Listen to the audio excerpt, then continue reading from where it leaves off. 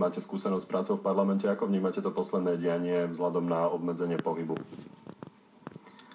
Pán redaktor, sú veci, ktoré patria do kompetencie príslušného orgánu. Ja zodpovedám za dianie v úrade alebo na úrade vlády Slovenskej republiky. Vedenie Národnej rady zodpovedá za dianie na Národnej rade. Ale ja neviem, aký počet celkovo novinárov je akreditovaných na úrade vlády, ale ak si dobre pamätám číslo, na Národnej rade bolo akreditovaných 280 novinárov. Toľko vás nie je.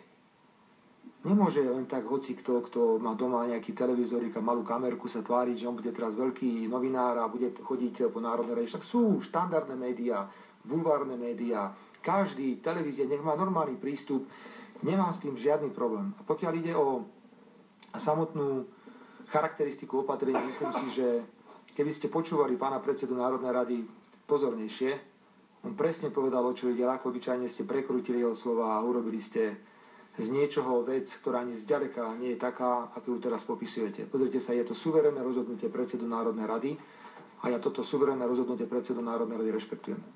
Ďakujem.